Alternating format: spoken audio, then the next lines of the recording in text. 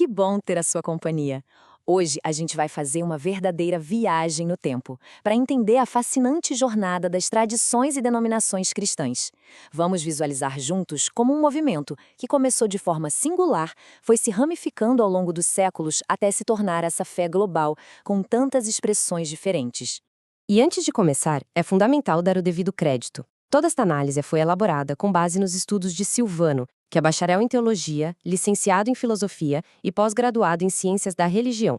A nossa intenção aqui é puramente didática, sabe? Apenas compartilhar conhecimento sem qualquer objetivo de infringir direitos autorais. Então, qual vai ser o nosso caminho? A gente vai seguir 5 grandes etapas. Primeiro, vamos lá nas origens de tudo, no mandato apostólico. Depois, veremos como o cristianismo se institucionalizou e passou pela sua primeira grande divisão. Na sequência, mergulhamos na era das reformas, analisamos os movimentos pentecostais mais recentes e, por fim, vamos ter uma visão geral, um panorama completo para conectar tudo. Vamos nessa? Então, tudo começa na fonte, na nascente. Para a gente entender a complexidade de hoje, é preciso voltar lá no comecinho, na raiz de onde brotou o movimento cristão. Olha que interessante, o cristianismo não surge do vácuo. Ele nasce dentro da matriz hebraica como um movimento que se entendia como o cumprimento das promessas messiânicas. E o ponto-chave aqui é que ele era um movimento orgânico, vivo, sem as estruturas e hierarquias que a gente conhece hoje. O motor dessa expansão era um mandato muito claro, que está lá em Atos 1:8, a chamada Grande Comissão, a missão de ir de Jerusalém para o mundo todo. Tá, mas aí vem a grande pergunta, né? Como é que um movimento que era orgânico, muitas vezes perseguido, se transforma de repente numa instituição global, ou numa religião de Estado?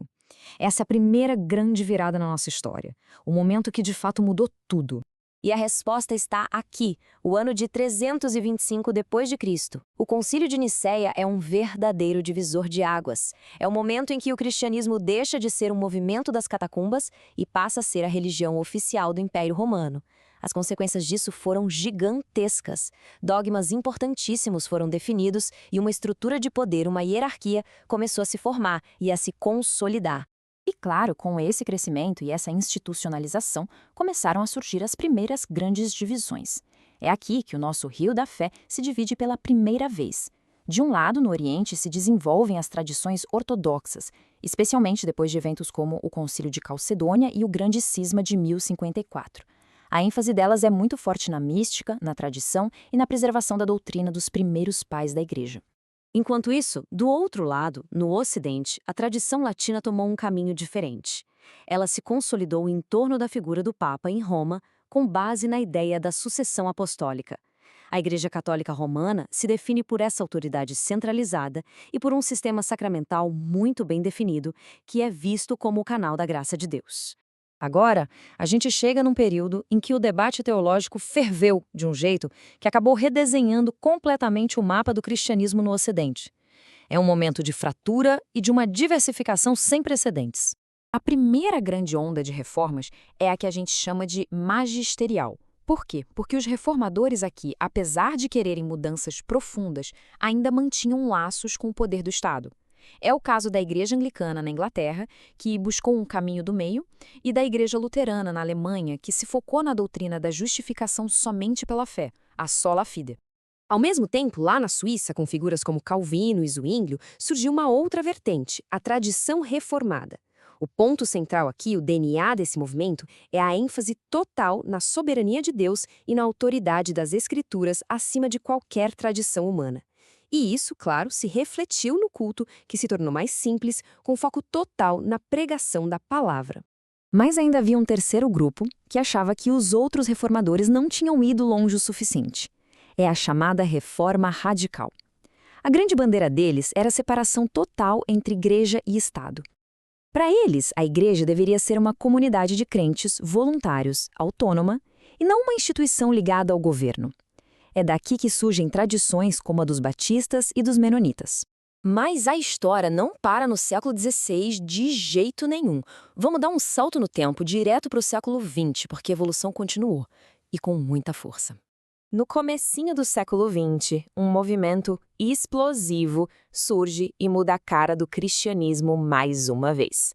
é o pentecostalismo, que tem como um marco o avivamento da Rua Azusa, em Los Angeles. A sua principal característica é a ênfase na experiência pessoal, vibrante e contemporânea com o Espírito Santo, incluindo os dons espirituais, como falar em línguas. O culto é dinâmico, emocional, muito mais focado na experiência direta. E esse movimento também evoluiu. Mais recentemente, surgiu uma nova onda, a neopentecostal, que reconfigurou o cenário. Ela trouxe um foco muito forte em temas como a batalha espiritual e a teologia da prosperidade. E do ponto de vista estrutural, adotou um uso intensivo da mídia e modelos de gestão bem pragmáticos para sua expansão. Ufa! Depois dessa viagem toda, a gente pode se perguntar, tá, mas o que conecta tudo isso? Por que existem tantas diferenças? Vamos tentar amarrar essas pontas agora e entender a lógica por trás de tudo.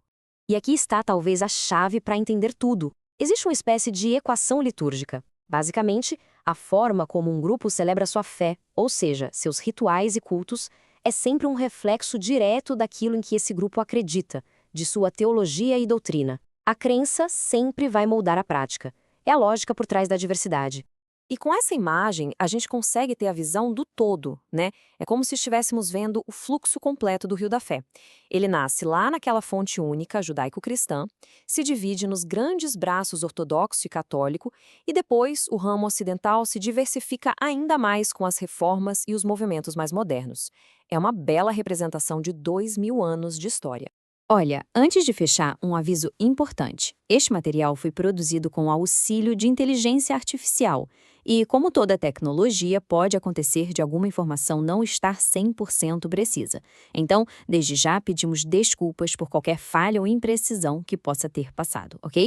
E aí, essa análise ajudou a clarear um pouco as coisas? Se sim, o apoio de quem nos acompanha é o que nos move a continuar. Então, se for possível, considere deixar uma curtida, comentar o que achou mais interessante, isso ajuda demais. E claro, se inscrever no canal e compartilhar o material ajuda esse conhecimento a chegar mais longe. Bom, por hoje é isso. Agradeço imensamente a companhia de todos nessa jornada histórico-teológica. Para quem quiser se aprofundar ainda mais, aqui ficam as referências bibliográficas que usamos. Um grande abraço e até a próxima.